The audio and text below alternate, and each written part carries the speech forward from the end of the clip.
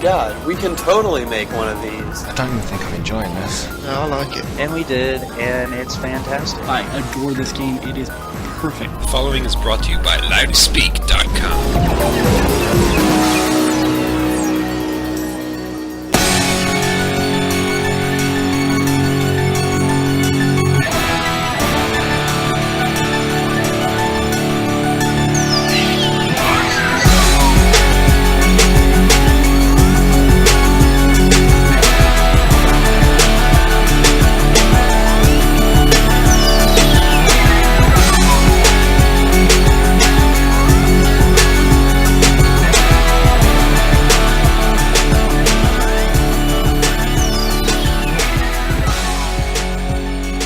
No, listeners, no need to check your calendars. That's right, it is Monday or Tuesday, whenever you're listening to this. And yes, this is a brand new episode of CSP. We're bringing back, after I don't think we did it last year. We only did it once, didn't we?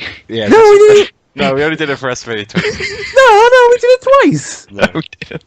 Oh, I was gonna call it the annual tradition. But never mind then. The thing we It's do like every the now World and then. Cup, once every 4 years.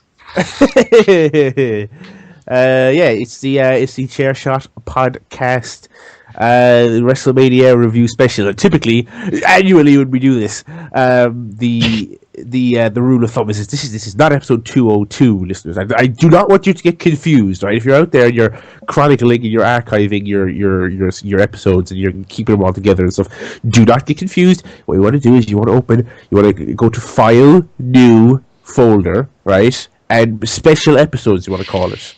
And you're going to put this one in there, and you can go to ChairShotPodcast.com and get the episode archive and go listen to us talk about 2010 WrestleMania. It's myself, by the way. I mean, if you listen to this, you know who we are. This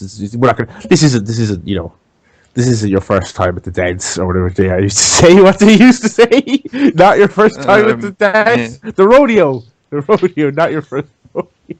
For God, he went to college here and played badminton. Oh, listeners, I've had no sleep since WrestleMania. And this is like 6 o'clock, 7 o'clock, whatever. It's half 6, yeah. Half 6 on the Monday. I'm gonna go for a wee nappy nap before WrestleMania, before Raw later, and it'll be all good. Don't worry about me. I'm fine. Yeah, anyway, I've had my nap already. Oh, you took a nap before Raw. You took work off today. Yeah, but I have work tomorrow. But I'm gonna watch Raw. I have to go doctor tomorrow because I'm a sick boy. What's wrong with you? Well, I'm not actually sick boy. I have to go get my braces looked at. Oh, God. Is that like a performance art or something? Yeah, it's like I don't know. I hope the smell of cheesy puffs is gone from me. Because basically, I went to Tesco before WrestleMania.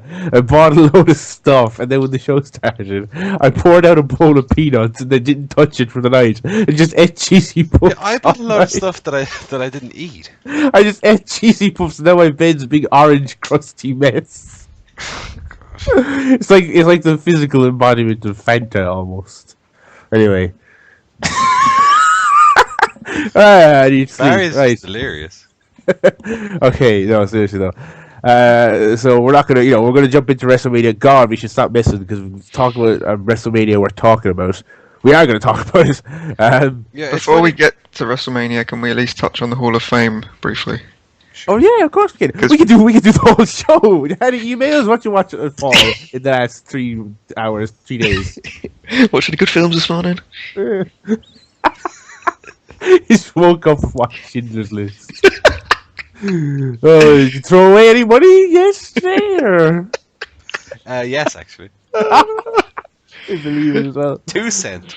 Oh gosh, we're going to discuss all that because it's Barry Murphy, it's Paul Griffin, it's Joe Towner. The rundown of the stage. Come on, lads, let's all get on the bus, as it were. We're going to talk about the whole. Get on the bus. Yeah, get on the bus. That's a saying. This is Barry's first rodeo here. Hang on, I'm eating this contentious chocolate bunny that I was called out for liking. On Twitter. It's not though, because I tell you why, right? Yeah, mate, but where do bunnies come from? Exactly. Eggs. No, listen, because it's just quite obviously a chocolate thing shaped like a bunny wrapped in foil. They don't put. Hold on. they don't put Malteser across. That was your argument, mate. They don't put Malteser on it, so you think it's full of Malteser or anything like that. It's just a little thing, right? They always taste like shite.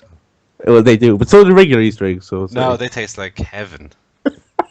Anyway, let's not get into that. Oh, but I do have a return of everyone's favorite feature. Barry puts over other podcasts. Oh, I tell you what, I was listening to coming in the road there today from college that I had to go to, even though WrestleMania was last night. Coming in the road. What? What does that mean? It means I was walking home. Coming in the road. Never heard some of these phrases before. What are you talking about? Coming in the road? What are you talking about? Coming in the road? That's not a thing people say. Yes, it's just the exact same. It was Listeners, coming in the road. Have you ever heard that before? I don't think so. Anyway, what are we talking about? I was okay. Fair enough. Barry's putting over other people's hard work here. I was walking the road home. I don't even know how to speak without saying coming in the road. My sides are hurting. Okay. Anyway. Okay. Just speak! Speak! You're making him go delirious like Barry Murphy. All right. Anyhow, no, we're doing my new feature that I started on Saturday. But I put over other people's podcasts. I was listening to walking up the road on my way home from college. I was listening to the Attitude Era podcast, which is a tremendous podcast that talks about the Attitude Era. I just picked a random one started. I picked Breakdown 98. That's a good one. It was the one with the video package where Vince McMahon's like, "I'm damn sick and tired. Back when they used to do that. Yeah, I remember that. In the good old days. Very good podcast. I highly recommend it. Some more funny Irish chaps. I'm noticing a trend here, lads. I dare I say we the sort of the Anglo-Irish connection is the king of comedy podcasts in the wrestling sphere right now, and probably in the non-wrestling sphere as well, I'd imagine. Yeah, the thing with the Attitude Era podcast is clearly they were a bit cleverer than us. A bit more clever and a bit more manipulative when it came to naming their podcast.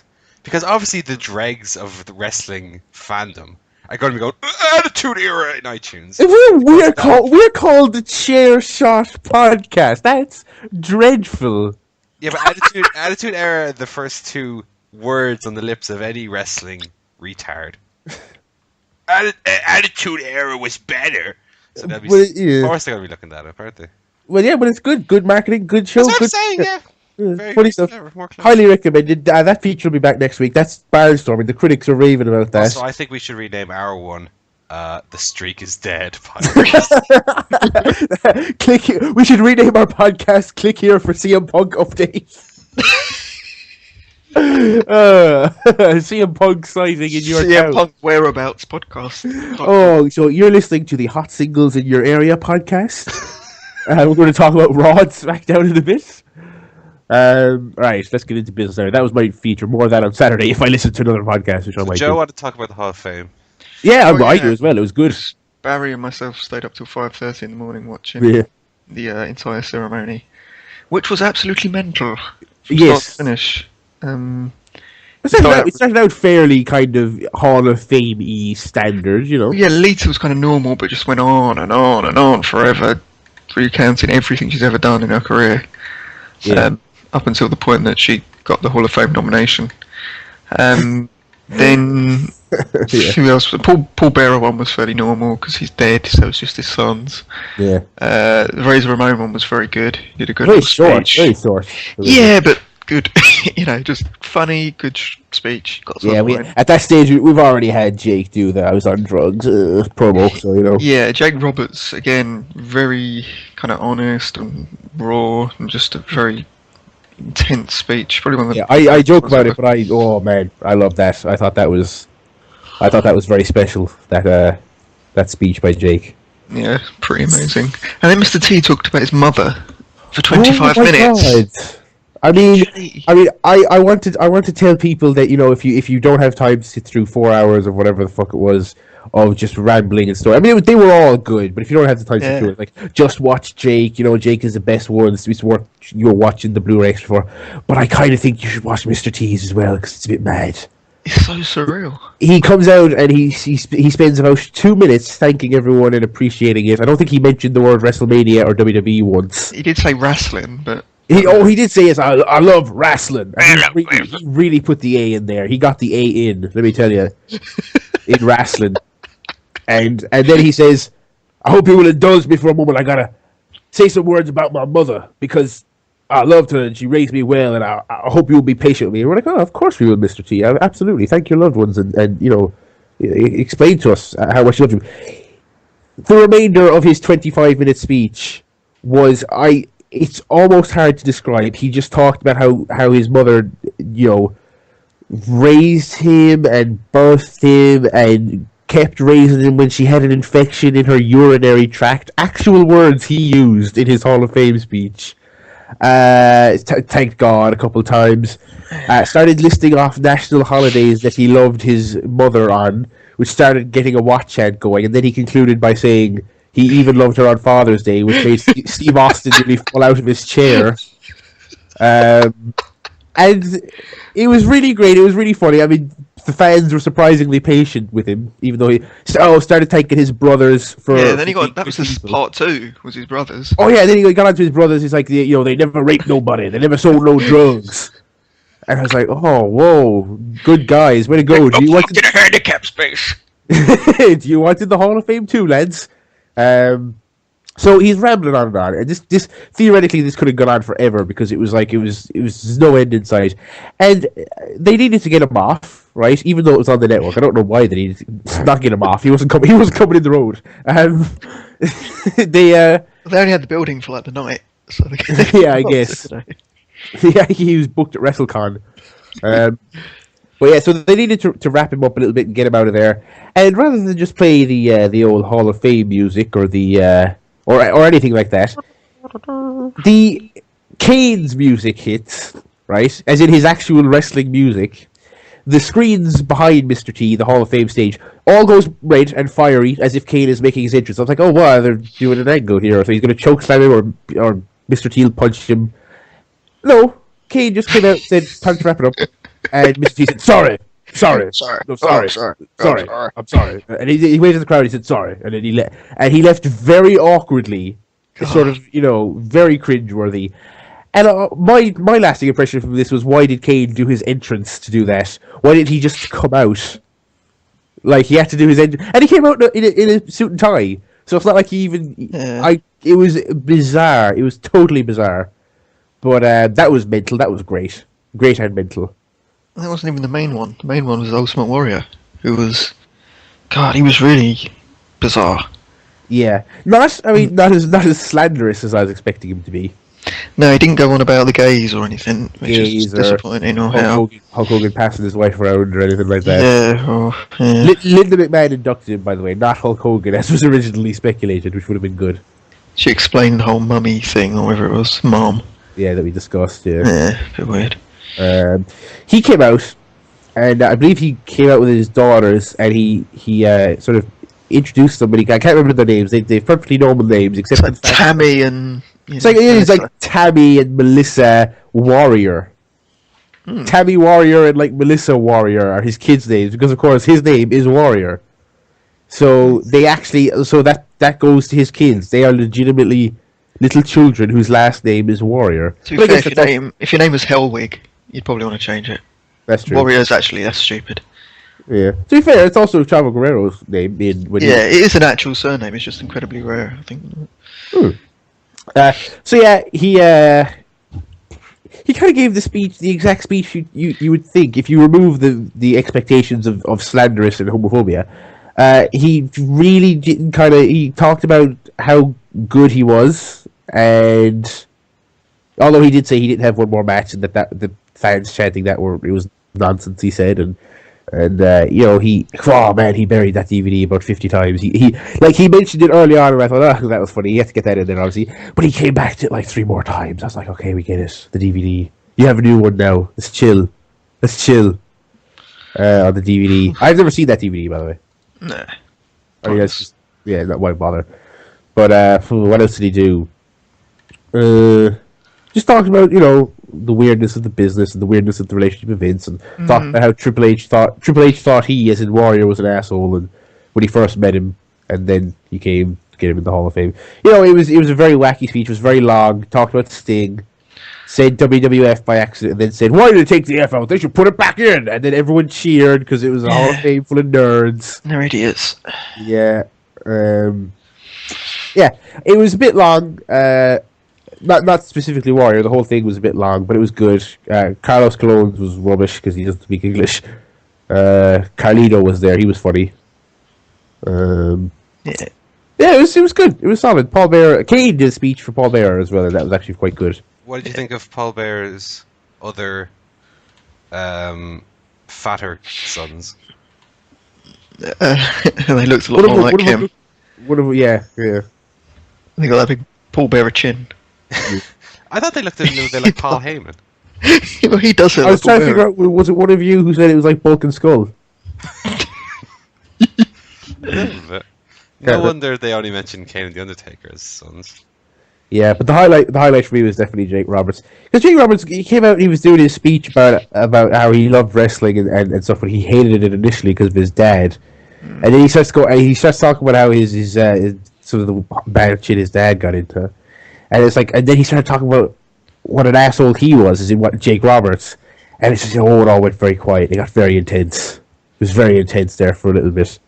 And it was a legitimately engrossing speech. Like he just hanging on every word. It was fantastic, and it ended on a high note. Obviously, he didn't go down into doldrums and go to the beyond the mat level and then say, "Yeah, well, thanks, bye."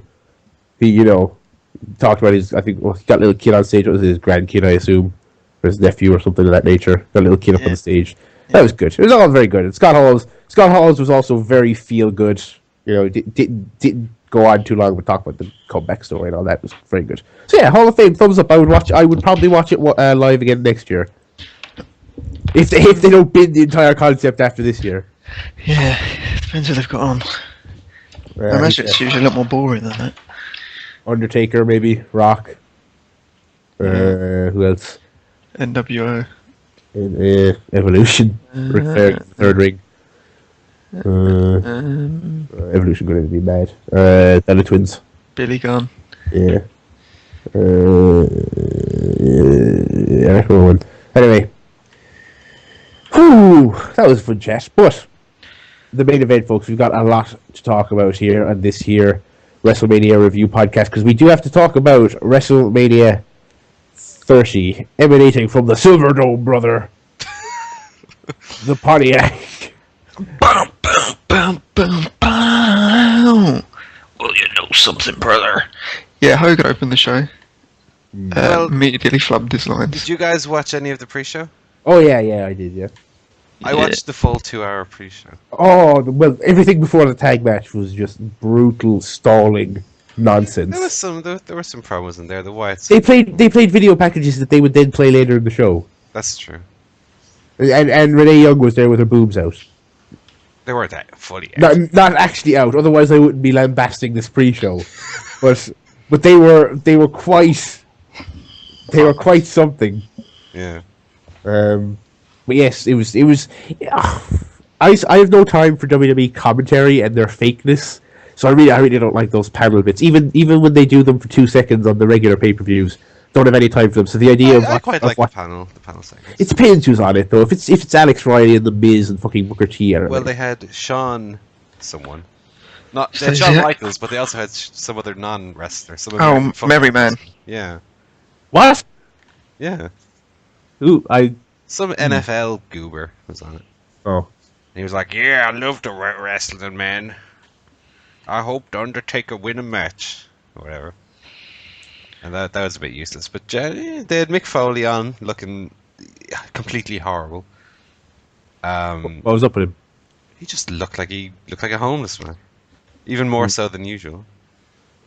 And they had Shawn Michaels on, and they had Booker T. Yeah. Wait a minute. That table there don't break. I watched Listomania Yeah, on that's what Boxermania.com, Me too. and that classic clip was featured again. It was great stuff. So yeah, I mean the pre-show, whatever. I generally speaking, I don't mind the pre-show, but geez, 2 hours. It's not 2 hours worth of material. Definitely not. I Oh, don't for think. sure not. This could have been in 1 hour easily. But yeah, they did have a match, and it was a good match. It was Match. the Usos defending their tag team titles. I would really loved it was just against the Real Americans, but whatever. It was an elimination match against the Real Americans, Rybaxel, and Los Matadores with the Bull. Torito. The Bull did some shitty comedy at the Hall of Fame, by the way. I don't know if it was because Jake Roberts took us down low with his speech, but they did. Hornswoggle was chased on stage by the Bull, and then the Bull gored Jerry Lawler in his penis. They actually did that at the Hall of Fame. The Hall of Fame, the Hall of Fame, where they tell fans to behave themselves because it's a classy event. By the way, this won't benefit the listeners, by the way, but hopefully it'll work its way into the album art. I'm going to send the lads a picture here. This is from the WWE.com photo album of fans reacting to the Undertaker result, which we will discuss momentarily. Yeah. And you folks can go there to the website and look at this photo set, and you'll know exactly what photo I'm referencing when you see it. Doesn't this look a bit like your man from the intro credits in the True Detective credits? The special fella. Anyway. So yeah, it was the Usos and those chaps in an elimination tag. Kind of just a solid tag early on, and I really liked it when it just boiled down to the Usos and the Americans. Yeah, it was pretty good. Although I must say they did some cool stuff with Jack Swagger catching the flippy lads, the Matadors, in the ankle lock in all sorts of positions. By the way, Michael Cole, over the course of this show, used the phrase "picked the ankle" about 30 times. Yeah, that's one of those ones he doesn't know what it means. Oh, he just kept saying it every time someone fell down. Oh, pick the ankle, pick the ankle, pick the ankle, pick the ankle. And of course, with Swagger in this match, there's plenty of it. And I was like, why does he keep saying it over and over again? Weird. Yeah, good match. I enjoyed it. And then, there wasn't Cesaro pushed into Swagger, knocked him off the apron, and then rolled up. Yeah, basically. Yeah. And then Cesaro swung him around. That's good. Yeah, that was good, and everyone was really pulling for the Cesaro face turn. Yeah, I was initially a little worried that they did it on the pre-show, but given what then came, I think it's a really big issue.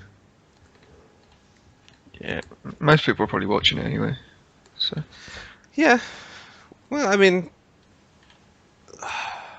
I think the thing is, although it's available on the network, same as the pay-per-view itself, I think even people who had the network probably organized to tune in at a specific time when the pay-per-view was starting. So I don't know how many people would have tuned in 20 minutes early just for the match, you know? Like, if you know WrestleMania, for example, over here, WrestleMania started at midnight. Would you have your day organized to then be ready at midnight to watch WrestleMania, or would you show up 20 minutes early for the extra pre-show match? You know, people have stuff to do, probably. Not a Sunday. Not Sunday. Just sitting about, picking your ankle. And then we had the show begin proper without any American Eagle with a single tear. Good. Or Yeah, you had Hulk Hogan though, which is kind of like that. Yeah, when the regular show opened with Hulk Hogan, it's like, brother Terrence going to sing a beautiful anthem here now, and just jets are going to fly, and he might just produce an eagle out of thin air for all I know. It'd be the most American thing ever, but alas, it did not happen. Yeah, I quite like that they didn't do it. Yeah. Hogan himself couldn't speak, first of all. Yeah, I was surprised how quickly he botched everything. Yeah. Like, what was it, within like 5 words, I think he'd gotten something wrong? WWFE, brother.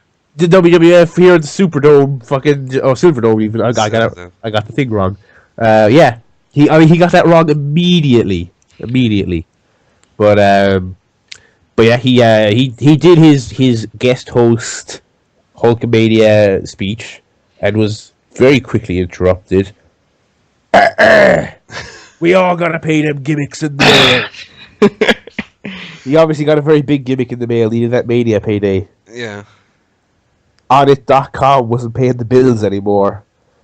So Steve Austin, that's Steve Austin, by the way, if you don't know what I'm referencing, if you're one of the few wrestling fans who does not listen to the Steve Austin show. I don't know if the Steve Austin show will make it onto Barry Puts Over Other podcasts. So, maybe it will, maybe it puts its ideas up. More guests, more guests, less fans, less traffic. Less hunting nonsense. Don't care about the animals you kill. Anyway, so he came out, and in what I think was maybe a bit of a miscalculation, threatened to stun Hulk Hogan immediately, which you'd think would disappoint people because they all went hell yeah, and then he didn't do it. So it was a bit weird. They should have had a match right there and then. They should have had, yeah. So they bantered back and forth. Austin gave him shit for the Superdome, Silverdome mess up. They chatted back and forth, bit of mutual backslapping. When who should come out but Hercules himself, aka that guy who isn't Paul Walker in the Fast and Furious movies. I don't even know his name because I haven't seen one since like number 1 box office draw of 2013. Yeah, but Paul Walker, Ghost. You see that thing? They're gonna do CGI. Yeah. That's tasteful. And something with it. but no, they didn't. They could have not released it. Nah, I'm silly. Or all these. Tasteless to fill in the blanks with some CGI. To have a body double pretend to be the dead guy and CGI his face on, and it's not fucking Schindler's List. It's Fast and the Furious 7. Yeah. All these film stars crying. Then they can give the proceeds to his family or whatever. Well, maybe they will. Maybe that'd be nice. But they're all crying about how nice a guy he was. He was this amazing person, and it's like you can't give up your payday and say, I tell you what, I'll give the studio back the money, we'll call it a wash because this is extenuating circumstances, we won't finish the film. Yeah, well, Owen Hart would have wanted the show to go on, brother.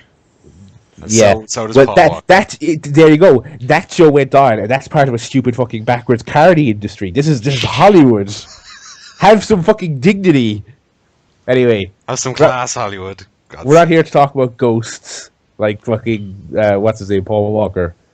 Why is he a ghost? Because he's dead.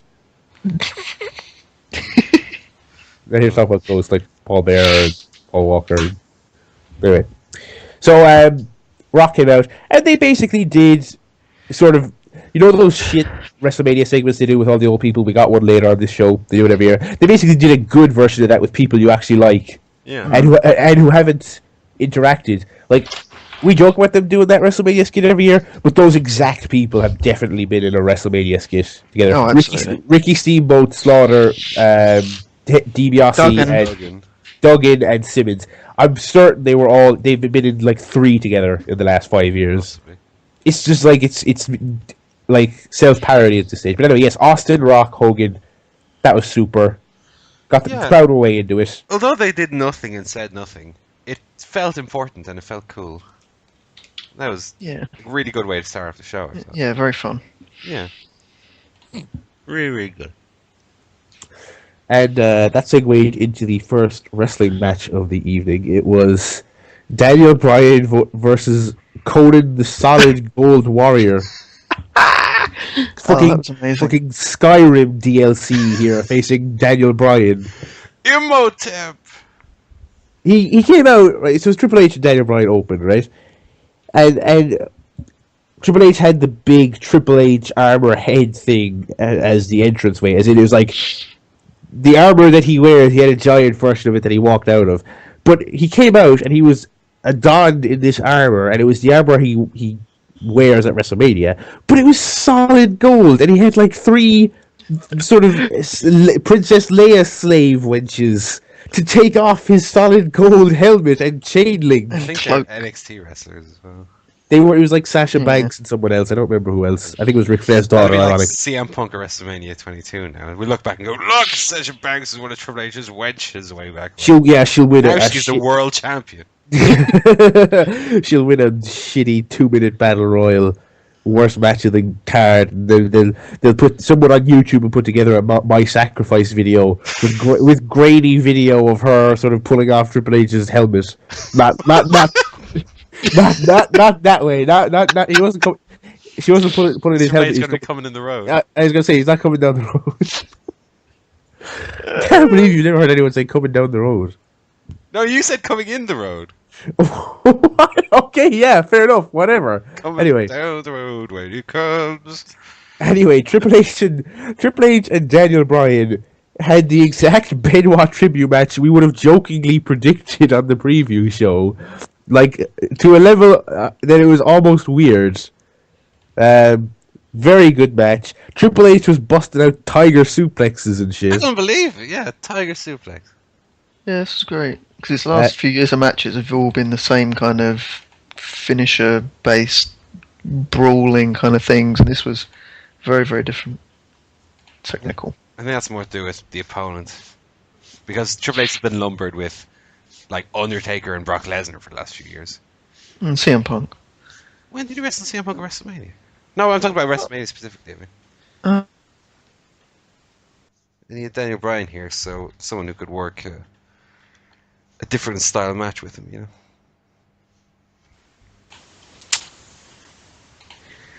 So yeah, really, Yeah, very good. And Bryan won clean with the big running knee smash. yeah. And Stephanie was great in this as well. Yeah, I wasn't sure initially about having Stephanie at ringside, but yeah, I thought she did a really good job. I think it paid off at the end, especially when Bryan won. Similar to spoilers. I don't know why I'm saying spoilers, because presumably if you're listening to a WrestleMania review, you've already watched the show or know what happened. Stephanie, in the Daniel Bryan Triple H match, reminded me later on, sort of played a similar role to Paul Heyman in the Undertaker Brock match later on, where really didn't do anything during the match, but the payoff at the end was seeing the look on their face when, in this case, where Triple H lost. Really good match. The pop when he got out of the suplex and he hit the knee was huge, and it probably wouldn't be topped until he did the same thing later on in the night. Yeah. I thought it was an excellent match. And then I like that they had Bryan work injured as well. Yeah, it was. I mean, with some of the stuff they did in the main event, it was almost comical, but it was great. Yeah, it made that underdog story work even better, I think. What was next? Next was first of all, they attacked him after the match. Stephanie was slapping him and he was laughing it off, and then Triple H attacked him from behind and hit him with a chair to the arm. The bastard. This was also Chris Benoit tribute-esque, because Chris Benoit did that to Rikishi at the 2000 King of the Ring. Yeah, we remember that. Yeah. I can't say I do. Well, it happened. New Age Outlaws and Kane then faced the Shield in a decent, if a very short match. Yeah, it was fun, but given it's kind of been the Shield's year, kind of wanted a bigger sort of moment for them at WrestleMania. Yeah, at the same time, they've had a lot of really great matches over the last year, so I don't feel like we've missed out by them not having a super long match at WrestleMania. It's like we've got a lot of great Shield anyway. Yeah. So it was fine. They did a cool finish though with a triple powerbomb. So what's that? Double. Septuple, is that right? No, Sextuple. Sextuple. Sextuple powerbomb. Sounds nasty. Yeah. Yeah. They tried to cram as much in as they could in the few minutes they had. Superman punch, spear, double spear, couple dives. They got all their spots in anyway. Yeah. New Age Outlaws and Kane were basically squashed, which is fine. Yeah, it was basically a match, but it made the Shield look really strong, I suppose. Probably the way it should have been too, considering the collective age of these men. Yeah, I think given the time they could have had a very good match, but I don't think it had a huge bearing on the show as a whole that the match was quite short. No, not at all. By the way, we would be, we should mention that the set was great. And they had a ramp that had like video down it and stuff, so it was like video playing as guys were walking down. Just top tier production as you would expect. Yeah, good stuff. So what else was there after that match? We then had the Andre the Giant Battle Royal, Oh yeah, which it was impossible to keep track of for the majority of it. it was the exact same as no, not the exact same. For the first half, it was very similar to the women's battle royal thing, whatever it was called, from 25. Mania 25, where they talk about all these women who are going to be in it, including old ones and surprises. But they got cut for time, and so they all walked to the ring together while Kid Rock was playing. And so we were having to identify women, just bits of tit and hair flying all over the place, trying to identify them as they were falling out of the ring. This was that. I was picking people out. It was a big, heaving mass of people, 30 lads in one ring, and I was picking them out as they were leaving the ring. And the surprises, first of all, were like Cesaro, fucking Tyson Kidd or someone like that. It was just people who you probably would have guessed were in there anyway, as opposed to Rusev, Van Dam, Sting, Goldberg. Sting and go, yeah. I did see someone actually posted a picture on Twitter, and I retweeted. I don't know who it was. I was like, someone posted in a Reddit prediction thread for the Battle Royale. It was like legitimately the three surprise entrants would be like Roman Reigns, Randy Orton, and Sting to the Andre Battle Royale. Oh, anyway. So Cesaro was in this after his cool pre-show moment. So it was a big, ugly fucking battle royal for 5 minutes, and then it whittled down, and it was a less ugly battle royal, but still a plain one. Mm-hmm. And then it whittled down some more, and it started to get a little bit good because you could actually see what was happening, and dudes had enough room to do moves and things, and have it not be just a mess. Kofi did a big, preposterous spot where he was back body dropped over the turnbuckle and managed to land with the tip of his feet on the steel steps, and he fell out and he took a bump on the crash mat, but his feet were on the steps, and so he scooted on his bum like a dog with the old tapeworm, and he scooted along onto the steps, climbed up and got back in and wrestled and did some whatever the battle royal equivalent of near falls is, almost threw some people out, and it's very good. It was one of the people involved were talented enough that when it boiled down to 6 or 7 fellas, it was actually pretty good. Yeah, got more Royal Rumble-esque at the end there. Yeah. Sheamus was in there late. Ziggler was...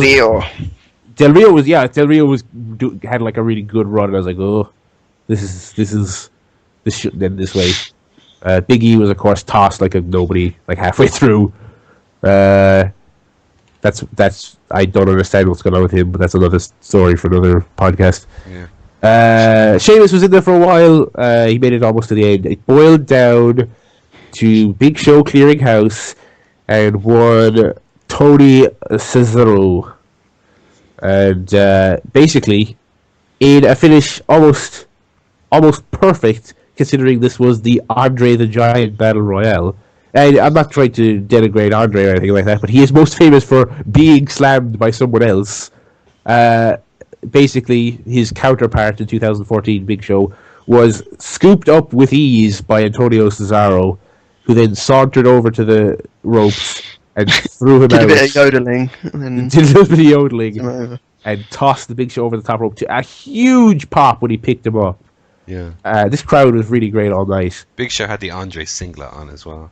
Yeah, right. So it was really just hammering it home. But yeah. He had the big fat Andre belly as well. This is a tribute. It would have been perfect if Cesaro was dressed as Hogan. But and he had the he was a real American. He's bald as well. Yeah, he should have grown the hair out of back and sides. Big Show had the 100 cases of wine. Big Show may well fall asleep during this match. I don't know. Someone, sorry, hang on, give the results of this. So Cesaro won, and it was not a giant statue, but they had it was a pretty fucking big statue. They had about 5 foot. That's what they said. Yeah, well, to be fair, there was a giant podium thing on it. No, so that was podium, expected though. Yeah, that was like 4.5. That was like 4 feet. The statue itself was a couple of feet. So he got it and he lifted it up, and he was big baby face, and he shook Big Show's hand afterwards. So that was good. Tony Cesaro, awesome. He was great in this match. He was very over. Very much looking forward. We're recording this obviously before the much anticipated Raw after Mania, as it is now, as it is now viewed. So yes, looking forward to seeing what tonight has in store for him and the future. So that was good. I was just reminded there, as I was talking to you about Hogan and Andre. Hogan did an interview a couple of days ago on the radio, leading up to WrestleMania, and the latest version of Andre and Hogan at WrestleMania 3 was that Hogan didn't know he was going over until about 2 minutes before he slammed Andre. And brother, it was such a huge sign of respect from him when he said to me in the middle of that ring, "Slam me, you pin." And it was like he basically told this story about how he went up to Andre several times during the day to find out the finish, and Andre said, "Don't worry." And nobody told him the finish until 2 minutes before he got the pin. That was the way he told the story on the radio. So that's good. That's another. That's another. Another fight spinning of that tail. So we had the Antonio Cesaro victory. What was next? Was it Bray and Cena next? Yep. Yeah, it was. We got a lady doing a dance with knives. What was that about? I thought that was pretty cool. Very, very loosely tied into Bray Wyatt. I guess it was New Orleans. They were going for a Voodoo vibe. And Bray Wyatt was voodoo vibe. Yeah, it makes sense. So she did it. So it's like no sign of Mama, unfortunately. no sign of that. Was that not Mama? No, it wasn't. No. So they had like this lady. Might have been the woman who's burning his legs or something. They had this lady do like a weird, freaky voodoo dance with knives and stuff. Then they segued to the band who wrote and performed Bray's song. They did a live version of it as he and the Wyatts came to the ring. And let me tell you, this was... I realize most WrestleMania performances suck, so it's not like this is high praise, but this was a hell of a performance. It sounded to me... A hell of an entrance. I might be wrong here, but with this one and the Rev Theory one, it sounded like they were playing to a backing track. The vocals were clearly live and the drums, but there was all effects on the music. Like both performances to me sounded like they were playing to a track. Well, I wouldn't blame Rev Theory if they were kind of having to use backing tracks and loops and preparations like that, because they probably didn't anticipate how fucking long it would take him to get to the ring. How many renditions of this we doing? Look how fucking long that ramp is. Christ, we're at the fucking third bridge already. Again, come on, the curtain, Randy. Visually, it was very cool. Yeah. With the masks and face paint. Very good. Yes, very good. John Cena got no special entrance, which is weird. Yeah, it was the same with Triple H and Daniel Bryan. Daniel didn't get an entrance. I feel like WrestleMania, everybody should get some sort of special entrance. Yeah, it was weird. Randy Orton, after all these years, finally got a something. Yeah, it was like even Daniel Bryan just came out with his smelly beard t-shirt on. What was with his boots, by the way? I've heard a million different versions of what that was supposed to be. I've heard it was supposed to be something for Brody. I've heard it was supposed to be something for Jimmy Jacobs. Or it could just be that he has goat merchandise, and so he has fucking goat fur. That's what it could be as well. What is he, Pan the Goat God now or something? I don't know. That was stupid looking. I don't know. At the very least, I mean, the whole part of the hype for this show was that you knew you'd have fucking thousands and thousands and thousands of Daniel Bryan fans. So it's not like he came out to nothing. He came out to the entire stadium doing his taunt. So that was that.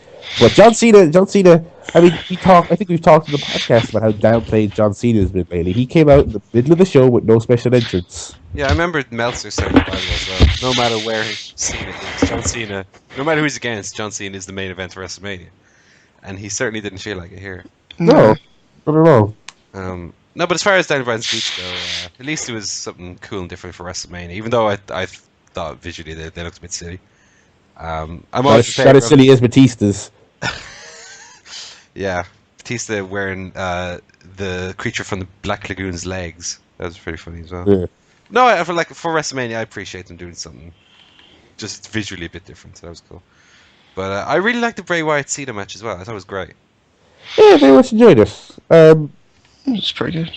I really like the story they were telling. I don't think the finish really Yeah. I'm not one of these people complaining that, well, why does Cena go over? No. Why did he go over? No, but I mean, I'm not one of these people complaining that Cena went over for the sake of it being John Cena beating another up-and-comer. Like a lot of people are. I just think it would have worked, as far as the story goes, I think it would have worked better had Bray won, because Cena had all these opportunities to take cheat him out and couldn't, and then his reluctance to do it was his downfall ultimately. But what the story they told was is he had all these opportunities to beat up Bray Wyatt using nefarious means, and then he just beat him up anyway. Clean. Very much having your cake and eat it. As well. Yes. So, bit strange. I love when Cena was going for the 5-knuckle shuffle, and he hit the ropes, and Wyatt popped up into his crab pose. That was Cena was so shocked he fell down. Yeah, that was great. That was great. Really great. Wyatt was really on form here. He had a tremendous showing. He really did, and it's. I would have booked him to win. But it did not feel like the end of the world that he didn't. It's one thing I don't really like about Cena winning as well is, given that it's the first match in the feud, I'm assuming this feud is going to continue. It doesn't really make as much sense for there to be like a second or third match, given that Cena's already sort of beaten the antagonist. Like it doesn't make more sense for Bray maybe to win the first one and then Cena to chase him to get the end. Yeah. I mean, they've had that problem with him for ages. They always have him. Oh, they don't always have him, but they often have him to win the first one. Yeah. Yeah. I mean, so they were going for the Dark Knight with this. John Cena is the uncorruptible hero. Bray Wyatt is the crazy guy who wants him to do bad things, and well, that's funny. Bray Wyatt came out in Bane's coat with a huge collar on it. Right. I didn't notice, to be honest. No. But I thought it was very Baney. But yeah, so he kept trying to get Cena to basically beat the piss out of him and give him a chair and all this stuff. And it's funny because it's a good story to do with John Cena because he's the ultimate superhero, but it's a bad story to do with John Cena because he can't act. So he just sounds sad all the time. They had a heavily facial and acting based match. And it was a good match, but it was a bit rough there. Which is really, really good in an arena of 75,000 people. Yeah, it was this match overachieved considering some of the stupid things they were doing. But they had some great near falls and stuff near the end. So I'm curious what they do next. Not necessarily Cena, but Wyatt. It was good. It's funny, it's just John Cena just middle of the card having a good match. Nothing more to it. There you go. Very good. Hall of Fame next. Yeah, they brought out the Hall of Famers. Nobody did it. Warrior did not come out in Warrior garb and run around the ring. No, he didn't run at all. He just walked out and looked red. Yeah. Paul Bearer didn't even come out today. Fuck. He was there in the urn. No, because the urn's actually empty because he's on the floor of whatever arena. I see him punch all over the Undertaker. He's in the Hoover. Oh man, there's like a Henry the Hoover somewhere. Just going, whoa! Whoa! Anyway, I feel bad though. Anyway, speaking of, that led to the Undertaker versus Brock Lesnar. Yeah, street match. Brock Lesnar with Paul Heyman. Oh, boring. Because typically, obviously Undertaker's going to win. Well, yeah, I mean it's funny because typically the situation is, Undertaker's going to win, but they'll have a good match along the way. It was the complete opposite. Undertaker lost and it was shit. Shite, yes. This was like, it's funny because I saw people complaining about this after a couple of minutes. I was like, shut up. Undertaker's old and Brock Lesnar has about 3 humans worth of muscle on him. So Brock Lesnar moves as slowly as Paul Orndorff speaks. Yeah. So it's like, it was going to be rough at the beginning. Just give them a chance to find their groove. And then the minutes went by and the match just didn't pick up or didn't get any better. I was like, this is not good. It's very good at all. And then more time went by. I was like, this is like the worst match since Mark Henry, basically. I think it was really worse than the Mark Henry match, but I don't know. They did some cool stuff at the end, but I feel like the streak, the what's the word? The pattern, I guess, of the streak match showed its age a little bit here, because they did stuff so did the Undertaker. The Undertaker absolutely. Like, I was watching this match going, this, he can't do another one after this. It was fitting when he lost, because it's like, yeah, because everyone speculated that he would lose the last one, and this should be the last one, because he can't. Which, realistically, the last one, the previous year should have been the last one. But Well, two things about this. First of all, I wonder whether this match will, unlike the Undertaker, age a little better. Like, if watching in retrospect, I think a problem with it, of course, it was very slow paced and a little dull, but I think some of the apathy is because you were just watching it expecting Undertaker to win. Yeah. You know what I mean? So you weren't watching it with that mindset that you're like, okay, we're just going through the motions and then Undertaker will beat him. I think maybe made people not get so much into the match. Secondly, as far as it being his last match goes, I was talking to some people about the potential that he would fight one more time at WrestleMania against Lesnar. And announce in advance it will be his last match, and it's not about streak; it's about like just getting his win back, because that then eliminates the inevitability that Undertaker's going to win at WrestleMania, which I think was a big problem with this match. Because, like I said, when it is an inevitability, the fans especially weren't into any of the near falls. yeah, Whereas if they did it again, that would be eliminated. You know, like the near falls will work again, because you know now this is his last match, and we know that he can be beaten at WrestleMania. See, when they did the finish, I was thinking, what is the point of having him kick out 3 F5s? It's just, I thought the exact same thing. it's I was just killing there. the finisher. I was like, they're killing the F5 tonight. What? 3? What? Yeah. You're having a laugh? So I wonder remember- whether this match will work better if you watch it again, knowing that it's not just your Undertaker streak match where he plods through and tombstones. I mean, it was fairly. It was largely rest holds and strike based on. They did some cool stuff later on. Undertaker went for old school, and Brock just grabbed him off the top rope into F5 position. That was nice. Well, that was the finish, actually. No, The finish was the reverse tombstone. Yeah, the Hell of a Still finish, actually. The tombstone into the F5. So, I mean, maybe it would. The heat wasn't there, which was weird, because that's the one thing the Undertaker match always has. That's why I was thinking maybe the formula of the streak match was showing its age at this point. Yeah. Because it's like, the first F5 got no reaction whatsoever. The tombstone got a little bit of a 1. Second F5 got a little bit of a 1.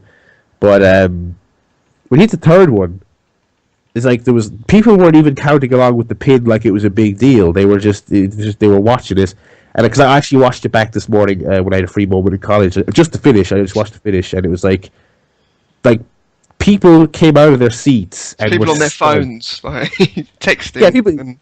They really weren't into the match, and then they were completely caught off guard. And the great thing is, if you watch it back, the pin happens, and there's this big pop, and everyone's stunned. And then, like 5 or 6 seconds later, there's a second big pop. And I was racking my brains trying to figure out why. Like, there's a noticeable huge pop 5 seconds later. I was trying to figure out what it was. I listened to the Observer review, and Brian Alvarez, who was there, said people thought it was a fuck up until the graphic came up 5 seconds later saying 21-1, and then they were like, wait, no, it's for real. It's actually. Yeah. It's not like it was a 2 count that looked like a 3 because the referee accidentally hit the mat, or there was supposed to be a foot under the rope and it wasn't there. Like, no, it actually happened. Well, I think they did that quite cleverly, actually. That they sort of delayed his music playing, yeah, to sort yeah. of play up the confusion of what happened. You know, that was quite Yeah. clever. So it's very interesting. If I mean, I wouldn't really. I'd recommend. I'd watch. I'm going to watch this show back. I'll probably buy the Blu-ray or something. I wouldn't recommend going out of your way to watch the Undertaker match, but I would definitely say watch the finish, and you'll hear them go nuts. And then 5 seconds later, you'll hear them go, "What the fuck?" You'll hear the crowd like really lose it like a second time. It was really great. I rewatched it just before we came on, and I was kind of wondering, because watching it live, you thought Undertaker just couldn't cut it anymore, and he was just too old. But I kind of wonder if that was the point of the match, knowing that he actually lost. Yeah. Was he just kind of telling the story that he couldn't do it anymore, or can he actually not do it anymore? Kind of makes me wonder. One thing as well is, I thought it was fitting in what is possibly his last match, and of course the match that he lost. He hit the worst last ride of his career. He hit the worst tombstone of his career. Yeah. and he couldn't do the Hell's Gate properly either. Not the worst choke slam though. Hulk Hogan still got that record. No, the chokeslam was good. That was good, yeah. That tombstone, he almost fell over trying to lift him up. And he couldn't get on his face, he was straining trying to hold Brock Lesnar up. Brock Lesnar's head was so high, he could have given him a kiss on the lips. Yeah, Brock Lesnar's head was like a good foot and a half off the floor. It was terrible looking. Yeah. Yeah, so I mean, it was very shocking for sure. Like we were watching it here, so like I was on my phone during the match as well. I sort of go along with it, and then when the finish happened, we sort of looked at each other and we're like, "What?" And initially there was like the initial feeling that washes over you was like that was it. It was such a disappointing of a match, and you associate that with the disappointment of like, what did they end the streak this way? Yeah. But the situation is really the Undertaker was showing his age here. It was a little bit like Anderson Silva in my beloved UFC, when you have your heroes and they perform brilliantly every time and they do spectacular things, and then one fight they show up and they're old now, and they get beaten, and that's what happened here. You know, Undertaker has had these marvelous matches, but he's old now. Like it's happened now. Undertaker is too old. He's crossed his threshold now of guys like. Although, if he could find an opponent who's even older than him. Ooh, hang on. WrestleMania 31. The seniors tour. See that video? I have a new number. It's 31. I have an idea. Let's have The Undertaker wrestle Jinder Mahal 22 straight times. Right. And start a new streak. Good idea. Beat the old one. So The Undertaker is now... Will be now 43-1 or whatever. Is he just going to unplug WrestleMania and start again? No, just unplug it. Unplug it. Oh, Undertaker, Bane's going to be around soon. You can't have these obscene names on the high scoreboard. Paul Heyman was great at the end as well. Paul Heyman putting over the severity of the situation. Did a bit heart attack when this happened. Yeah. So did very many fans as well. I can't imagine going to WrestleMania to see a streak match, and A, you get the one bad one in about 8 years, and B, it's the end of it. Yeah, very historic, very important feat. Very historic moment. I mean, it was, that is how ironic. It is a once in a lifetime thing. There won't be anything like that probably for as long as we are alive as wrestling fans. I don't think. Yeah, I would say for me probably in 10 years when they're doing the top moments in WWE history, I think this will be number one.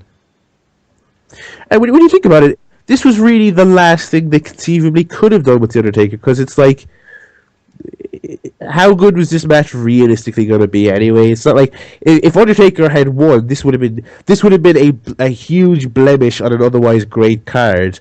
But given that the streak ended, it doesn't really matter if the match was shit. The fucking streak ended, mate. Yeah, that's the thing. If anything, the streak ending sort of saved the match. Yeah, because it although the match was no good, it did render it important.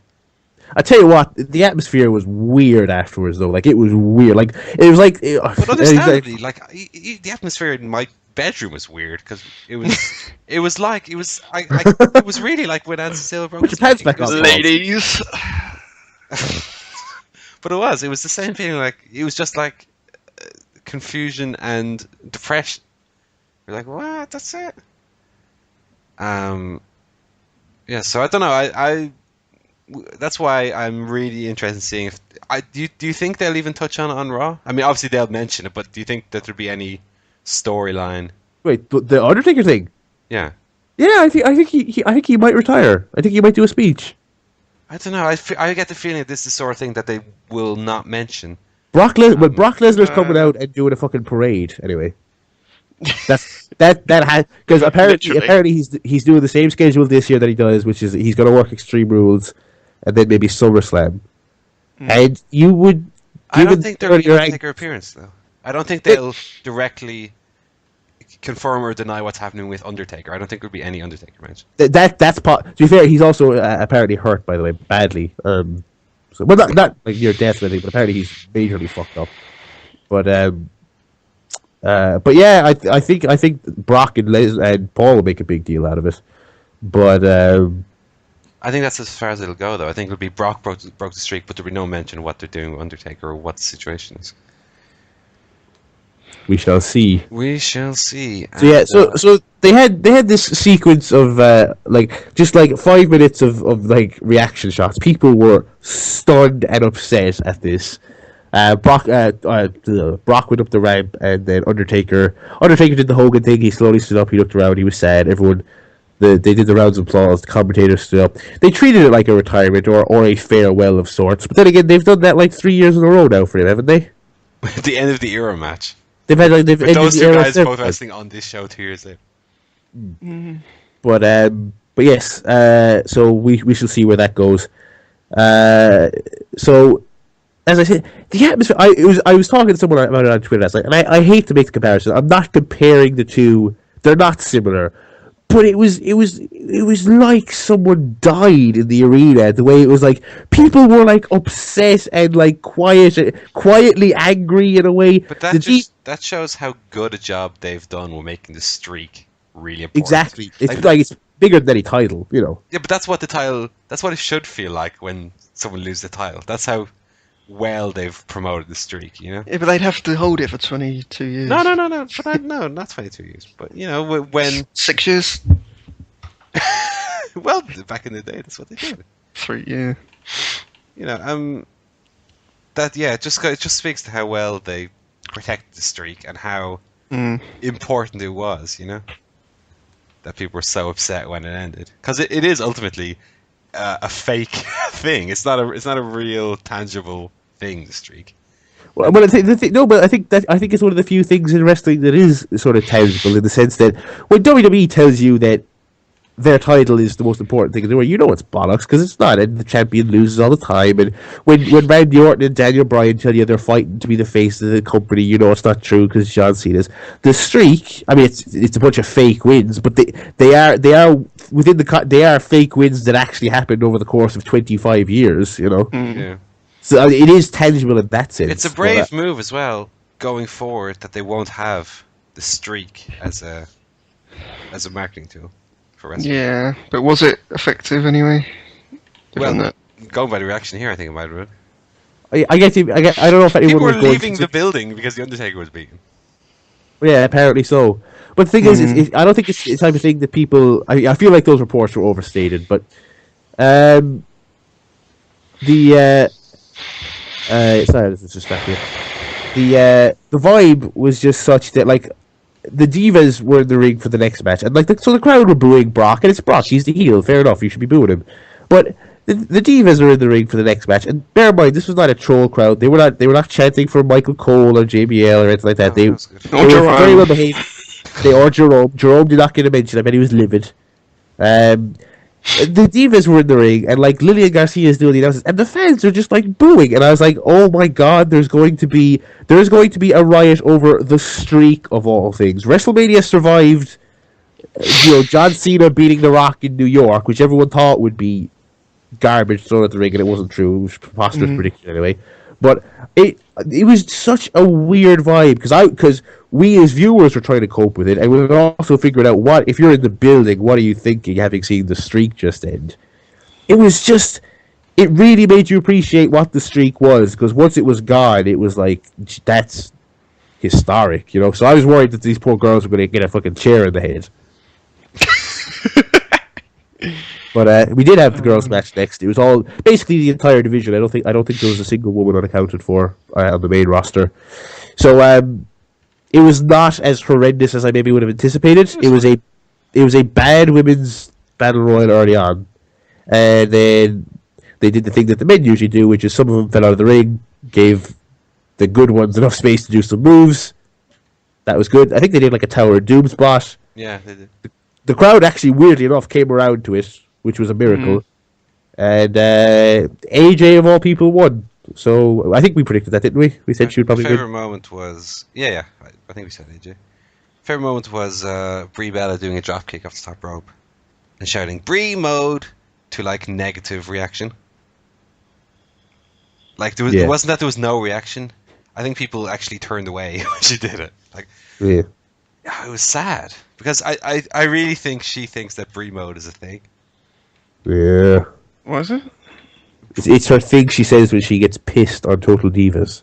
Oh, okay. And she's turned it It's into her her hulking up. babyface. Basically. Yeah, it's her babyface fire catchphrase. I think she thinks she's one of those people who thinks she's hilarious when she's drunk, like me. One of those people. If If you're one of those people, you might enjoy this feature we'll call Larry Bad. Anyway. So yeah, that was that. That was actually not terrible at all. So again, going back to the Undertaker thing and sort of the weird vibe of the show, the main event comes on. Randy Orton gets played to the ring by Rev Theory. Good performance by Rev Theory. Not as good as the previous one. Also, I rewatched CM Punk Undertaker and Living Colour were awesome. Yeah. I didn't hear them live the first time because I was in a pub. Living Colour are a better band than both Rev Theory and whoever plays. Whoever did that. But anyway, yeah. So Rev Theory play Randy Orton to the ring. It takes about fucking 5 renditions to get there. They could have done a medley of like their recent album if they wanted to, but he comes down. Batista got nothing, but he had a. Has he had a big entrance before? He didn't do the machine gun. No, I think he's stopping that, isn't he? I thought he was still doing it. But anyway. Didn't do it anyway. So they came to the ring, and Daniel Bryan came out. And fair enough, he was out earlier in the show, but this is when I was like, oh my god, they killed the Undertaker, and they've killed WrestleMania. WrestleMania's dead. Because Daniel Bryan came out, and it was not, yes, this is the moment we've been waiting for, 80,000 people doing the yes chant. So he came out, and they started to wrestle, and it was good, but it was quiet. Yeah, but if anyone was going to win this crowd back, it was Danny Bryan, and boy did he win him back. So they were having a match. It was pretty good, and it really picked up when shenanigans began to occur.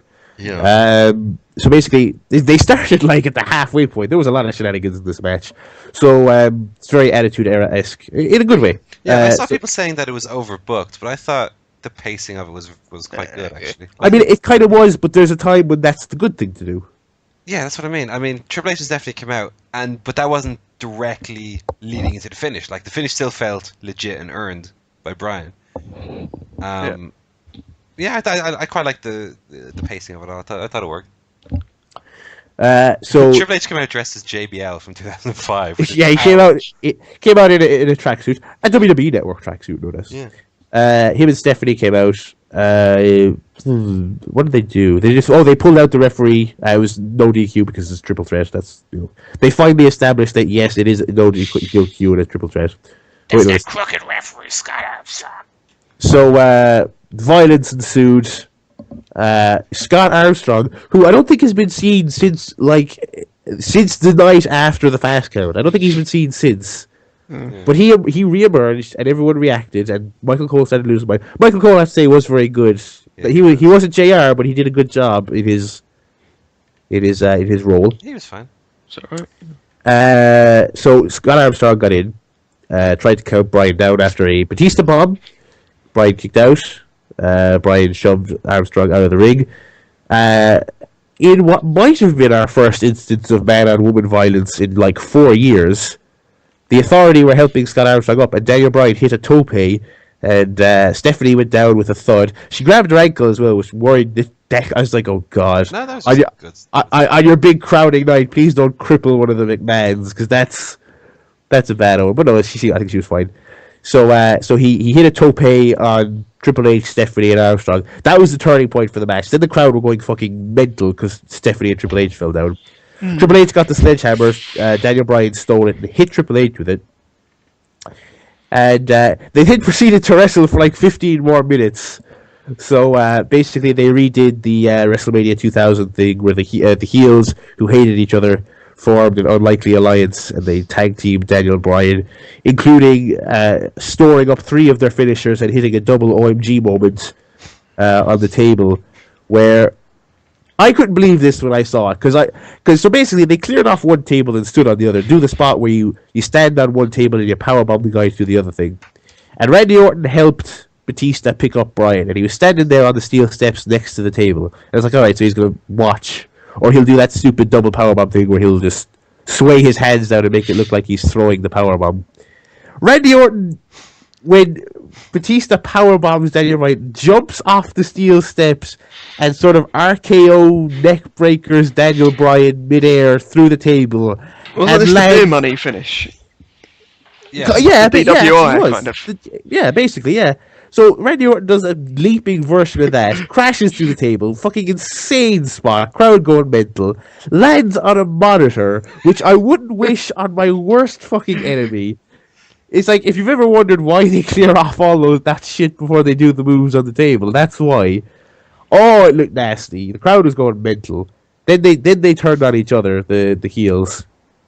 So Daniel Bryan, this is what I mentioned earlier, that they went really cartoony, but in a fun way. They laid it on super thick, because Daniel Bryan, he had a match in the opener, he was hit with a chair, he came back, he was targeted by the ref, he was targeted by the authority, he ate this ridiculous fucking death super move. They brought out a neck brace and stretcher. They were wheeling him out, and he started shaking his fists, and they said, "No, Daniel, you're having convulsions, we have to get you out of here." And he said, "No." And he fought his way off of the gurney, fought his way back into the ring, and they started doing their big finisher sequence. He wants to go back up. The crowd was going mental, so they did a couple of great spots where they made it look like they did a spot where Bryan hit the knee and Batista tossed him out of the ring and tried to steal the pin. That was good because that's the finish they do all the time. So that was clever.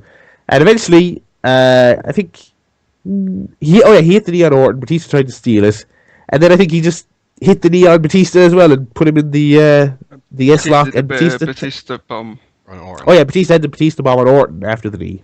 And then he had a knee himself, and then was put in the yes-lock, and he tapped out. Yeah. And the crowd went wild, and Daniel Bryan was declared the new World Heavyweight Champion. It was a glorious moment. There was confetti. There was yesing. It was quite great. A very, very great, a great moment if you follow Daniel Bryan, which I'm sure a lot of people who are listening have done. And the perfect ending to a show that desperately needed it when you considered the streak thing. Yeah. It also desperately needed it when you consider the last 8 months of programming. One thing I liked that they did as well was earlier on, I think it was probably before the Triple H match, they had a video package about Daniel Bryan showing clips from like when he started NXT with his horrible haircut. Yeah. About, you've got no charisma, Daniel, you'll never be a star. So they're showing, like, it's basically the whole story from the time he debuted in 2010 to today. Like, they basically covered all that very quickly. It was very cool. Oh yeah, I love that video. Yeah, it was great. Yeah, it was great. Showing him beating the Miz for the US title. And they didn't show any of his heel run, but yeah, really, really good. Sort of the transformation of him from short, clean cut, short-haired, clean cut babyface to the mad wrestler he is today. That was really cool. And they also had they showed the Cena video package earlier than as well, so they had lots of great videos on this one. So then at the end, when he won the belt, they did get that visual of the sea of fans doing the S chants. It was all very cool. And it was so weird. I mean, not only did Daniel Bryan win the world title, but he won the unified world titles by beating all of Evolution in one night in the main event of WrestleMania 30. It couldn't have been any better fantasy booked. I know. Like, it's mental. It's mental. Little Bryan Danielson. Little Bryan Danielson, little American Dragon with his little mask and his little beard, his little cape. I tweeted out a picture. I was bored on Photoshop waiting for WrestleMania to start. Found that picture of him with his fucking wacky black cape and his bald head from back in the day. Put the titles on him. Look at that. Anyway, so yes, everyone. In conclusion, very good. A hell of a WrestleMania. I would have to rewatch it before I start placing it among the greats. But I do think it's among the greats. I think WrestleMania 17 had a good run. I think it's been bettered. Nah. I think it's the best WrestleMania of them all. Yeah. Nah. Yeah. I'll tell you what, it does feel. This one felt a little bit more WrestleMania-y. Because WrestleMania 17 had some shite on it. Yeah. Which I think people overlook when they rank it. Because admittedly, while it had a lot of very good matches, it had stuff like Taz and the APA versus Right to Censor, and Eddie Guerrero against Test. The thing is now they don't do mid-card matches anymore. So you really only get like 4 matches that are important. Yeah, that was the weird thing. This show had like 6 matches only. They were all really long and largely very good. Yeah, I think it was better. But we'll see. I mean, time will tell. I mean, I have to rewatch this several times because I've seen 17. I know it back to front at this stage. Like I we think all it had do. everything. I think it had great matches, shocking moments, memorable moments. I mean, they talk about WrestleMania moments, and this one was full of them. So, it had everything I could have wanted for it to have. It was brilliant. Yeah, but certainly up there. Anyway, I mean, it's better than.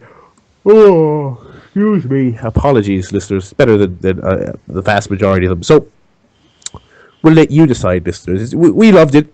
Obviously, we want to hear from you. You can go to ChairShotPodcast.com. You click the email us tab. Get in touch with us in time for Saturday. We're back with our regularly scheduled programming. We're going to talk Raw. Some things came out today that we're not going to go into now. We got WWE Network figures. We have the Jeff Jarrett promotion with the logo that looks like you'd get it on little Pound Shop wrestling figures. It looks like And the president was arrested for murder. For more on that, listen to another podcast. Joe, talk about the I'm dolly. being told, do not listen to other podcasts. Anyway. Yeah, more like global farce wrestling, am I right? Oh, join the farce. Hashtag. Anyway. Email us with that. We'll read it and stuff. Yeah, good. That's it. That's WrestleMania. That's WrestleMania. So, hope you enjoyed it, folks. We hope you enjoyed this podcast. If you did, give us a little retweet and stuff. Post this episode on Twitter and all that other jazz. You share it around to your friends. Maybe we'll get some new people in because this one will be short. It'll be WrestleMania and all that. So, we're going to bid you farewell and remind you again, tune in, subscribe and all that stuff.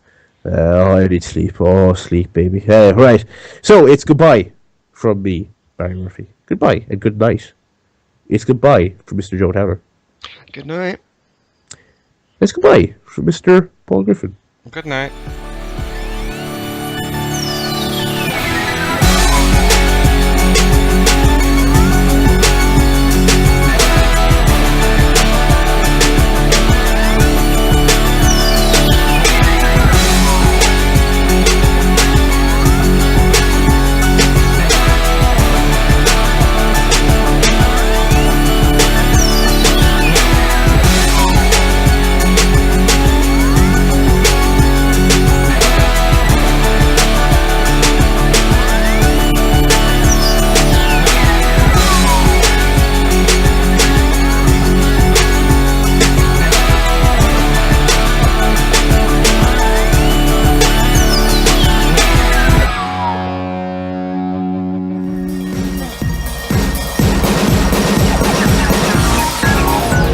This podcast was brought to you by LoudySpeak.com.